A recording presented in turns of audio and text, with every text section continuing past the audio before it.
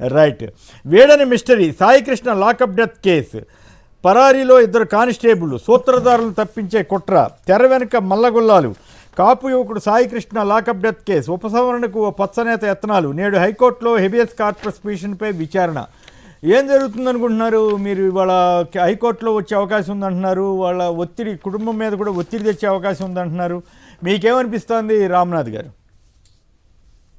ఇప్పుడు కొమిడియన్ గారు, జాతీయ మానవ హక్కుల కమిషన్ స్పందించింది. ప్రతిపక్షాలన్నీ డిమాండ్ చేస్తున్నాయి, న్యాయవాదులు డిమాండ్ చేస్తున్నారు. సిబిఐకి ఇస్తేనే ఈ కేసు ముందుకు వెళ్తుందని. పైగా కొద్ది రోజులుగా చూస్తే మళ్ళీ 3-4 రోజులుగా చూస్తే ఎక్కడ స్ట్రిక్ట్ పెద్దగా ఏదో హడావిడి చేస్తున్నట్టుగా కూడా లేదు. ఈ కేసు బయటకు రావాలి అంటే సిబిఐకి వెళ్తేనే ఈ కేసులో నిజాలు వస్తాయి. తొలి రోజు చంద్రబాబు నాయుడు గారిని కలిసినప్పుడు సాయికృష్ణ తల్లి గారు మాకు ప్రభుత్వం మీద నమ్మకం ఉంది, చంద్రబాబు నాయుడు గారు న్యాయం చేశారు అన్నప్పుడు ఇంకా ఆమె సిబిఐ ఎంక్వైరీ అడగరేమో అనుకున్నారు.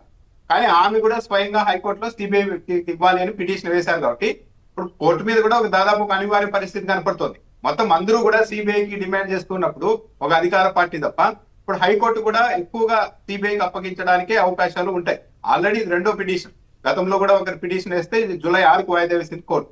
స్వయంగా ఆమె సాయికృష్ణ తల్లి గారు కూడా వేశారు. కాబట్టి సిబిఐకి ఇవ్వాల్సిన ఒక అనివార్యత హైకోర్టు మీద కనపడుతుంది. ఎందుకంటే ఇది సిబిఐకి ఇవ్వకపోతే ఇక వ్యవస్థల మీద పబ్లిక్ లో కూడా పెద్దగా నమ్మకం ఉండే అవకాశం. అంటే మీకు గుర్తుండే ఉంటుంది కదా, ఒక డాక్టర్ గారు తాగి విశాఖ వీధిలో గొడవ చేస్తే రచ్చ చేస్తుంటే పోలీస్ కానిస్టేబుల్ చేతులు వెనక్కి కట్టినందుకే పెద్ద సిబిఐ హైకోర్టు వారే వాళ్ళందరికీ వాళ్లే వేసినట్టున్నారు కదా కేసు.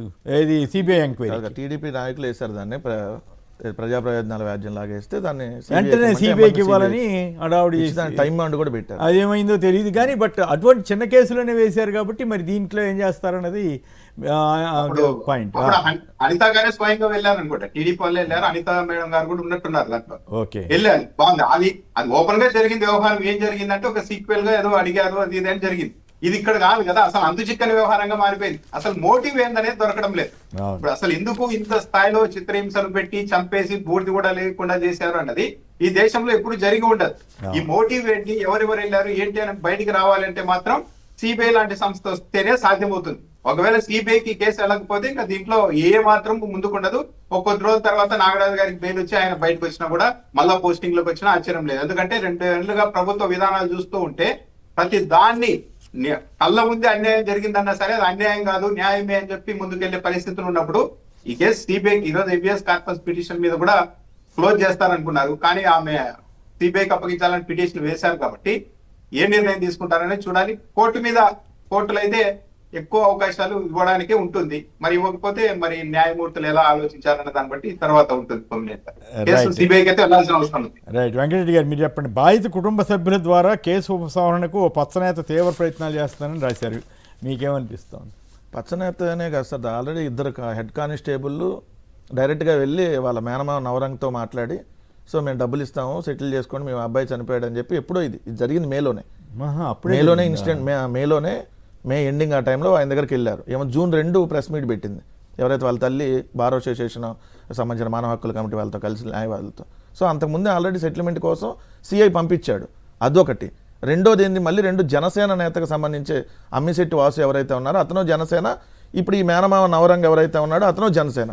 సో వీళ్ళు వచ్చి అతను కూడా మాట్లాడాడని చెప్పి నవరంగే వీడియోలో మాట్లాడి చెప్పారు. నవరంగ్ గారు మొదట చాలా తీవ్రంగా మాట్లాడారు, తర్వాత ఏమో అంతకంటే తీవ్రంగా పోగొట్టడం ఆశ్చర్యం వేసింది కదా. చంద్రబాబు నాయుడు కలిసిన తర్వాత ఇప్పుడు ఆయన ఏం మాట్లాడాడు ఏందనేది తెలియదు. ఇప్పుడు ఆయన వైఖరి వాస్తవంగా ఏంటంటే అసలు ముఖ్యమంత్రి ఇప్పుడు ఇది ప్రభుత్వం మీద వాళ్ళు ఆరోపణ చేస్తుంది. ప్రభుత్వంలో ఉన్నటువంటి అధికారులే శవాన్ని మాయం చేసి బూడిద మాయం చేస్తే ముఖ్యమంత్రి అసలు వాళ్ళ దగ్గర పిలిపించుకోకూడదంట.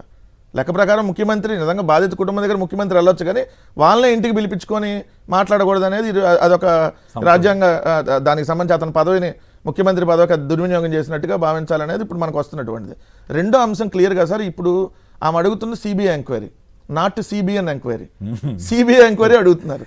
చంద్రబాబు నాయుడు ఎంక్వైరీ వద్దు, మాకు కావాల్సింది central bureau of investigation enquiry కావాలని చెప్పి తల్లిగారు అడుగుతున్నారు. మిగిలిన రాజకీయ పార్టీ నాయకులు, కమ్యూనిస్టులు కావచ్చు, వైఎస్ఆర్ కాంగ్రెస్ పార్టీ కావచ్చు, లేదా జడా శ్రావణ్ గారు కావచ్చు, వీళ్ళందరూ కూడా అడుగుతుంది సిబిఐ ఎంక్వైరీ. ఈ ప్రభుత్వానికి వచ్చిన ఇబ్బంది ఏంటి సిబిఐ ఎంక్వైరీకి ఇస్తే? ఎందుకు ఈ ప్రభుత్వంలో ఉన్నటువంటి ఇంకా పెద్ద పోలీస్ బాసులు, పొలిటికల్ బాసులు ఎవరైనా తెర వెనక ఉంటే వాళ్ళందరూ బయటకు వస్తాయని ప్రభుత్వం ఇబ్బందుల్లోకి వెళ్ళిద్ది అనేటటువంటి ఉద్దేశంతో వేయటం లేదా? మీకు చూడండి, ఏ అడిగినా ఎంక్వైరీ వాళ్ళు లేరు. ఇప్పుడు డిఎస్సి ఎంక్వైరీ అడిగాం సిబిఐకి, నిజంగా నారా లోకేష్ కానీ లేదంటే శాప్ చైర్మన్ రవినాయుడు కానీ వీళ్ళ హస్తం దాంట్లో లేకపోతే ఎస్ మేము ఆ తప్పేం లేదు సిబిఐకి వచ్చి ఎంక్వైరీ చేసుకోండి ఇక్కడ జరగలేదని ఎందుకు చెప్పట్లేదు? సో ఇక్కడ కీలకంగా మనం గమనించాల్సినటువంటి అంశం 32 టెర్రాబైట్స్ సంబంధించినటువంటి సీసీ ఫుటేజ్ మాయం చేశారు. 32 టెర్రాబైట్స్, అది కూడా సంవత్సరం పాటు సీసీ ఫుటేజ్. మొత్తం 4 హార్డ్ డిస్క్లు అంట. ఒక హార్డ్ డిస్క్ లో మరి దాని మీద 8 కేసు టెర్రా పెట్టరా? దాని మీద పెట్టలేదు. ఎట్లా మాయమైంది అన్నది సరే, కేసు ఇంకొకటి అవ్వదా? ఏం తెలుసా, హోంశాఖ ఇప్పటి వరకు లాకప్ డెత్ అని ప్రకటించలా. ఓహో, ఇప్పుడు అందుకే నేను లాకప్ డెత్ మీద లాకప్ ఉపసంహరణ డెత్ చేసుకోవాలని అసలు ఆలోచన. లాకప్ డెత్ అనేది ఎవరు చెప్పారు? ఎవరైతే రిమాండ్ రిపోర్ట్ లో ఏదైతే ప్రభుత్వానికి సంబంధించినటువంటి ఎంక్వైరీ వాళ్ళు చెప్పారు. బట్ డైరెక్ట్ గా హోంశాఖ ఇదిగోండి ఒక వ్యక్తి లాకప్ డెత్ అయ్యిందని కన్ఫర్మేషన్ ఇప్పటి వరకు చెప్పినటువంటి పరిస్థితి. 3 ఇక్కడ మనం కీలకంగా పోలీస్ బాస్ సిపి రాజశేఖర్ బాబుకి తెలిసే జరిగిందని చెప్పి అందరూ ఆరోపిస్తూ ఉంటే అదే సిపిగా అతను కొనసాగుతూ విచారణ జరుగుతుంది. రెండోది అదే కానిస్టేబుల్ అక్కడే దీంట్లో ఉన్నారు, విధుల్లో ఉన్నారు. అదే ఎస్ఐలు అక్కడే విధుల్లో ఉన్నారు స్టేషన్లో. ఎవరైతే తప్పించుకొని తిరుగుతున్నారో ఒక 2 హెడ్ కానిస్టేబుల్ తప్ప మిగిలిన ఎవరిని కూడా అక్కడి నుంచి వాళ్ళు విఆర్లు పంపించడం కానీ ఏం చేయలేదు. మరి ఇంకా ఎట్లా దర్యాప్తు జరిగిద్ది? 2 క్రాంతి కుమార్ అనే అతను ఎవరైతే ఎంఆర్పిఎస్కి సంబంధించినటువంటి నాయకుడు ఇంత సెల్ఫీ వీడియో పెట్టి సూసైడ్ చేసుకున్నాడు కదా ఇతని వల్లే అని ఆ సీసీ ఫుటేజ్ ఉండుంటే సంవత్సరం పాటు సీసీ ఫుటేజ్ దాన్ని కూడా మనకి ఈ రోజు ఆ ఎంక్వైరీ కూడా బయటకు వచ్చారు కదా. అంటే ఇలాంటి కేసులు ఎన్ని మాయం చేసి ఉంటారు సార్? ఇప్పుడు ఇప్పుడు వాళ్ళు ఎక్కడి నుంచి డేటా డిలీట్ చేస్తుంటే పైన అధికారులు తెలిసిపోయింది సీసీ ఫుటేజ్ డిలీట్ చేస్తుంటే. మరి తెలిసినా ఎందుకు వదిలేశారు? ఇతను ఈ కేసు అయినా కూడా అదే స్టేషన్లో సిఐగా నాగరాజు కొనసాగాడు. మరి అంటే ఆధారాలు మాయం చేయడానికి ఉన్నట్టే కదా. అంతేందుకు సార్, మీడియా వాళ్ళందరూ అక్కడే ఉన్నారు. అదే టాస్క్ ఫోర్సు డిప్యూటీ అడిషనల్ కమిషనర్గా ఉన్న లలితా కుమారి ప్లస్ ఆ కేసులో ఉన్నటువంటి ఎస్ఐలు వెళ్ళి సిఐ నాగరాజుని కలిసి వస్తున్నారు. కింద మీడియా ఉంది.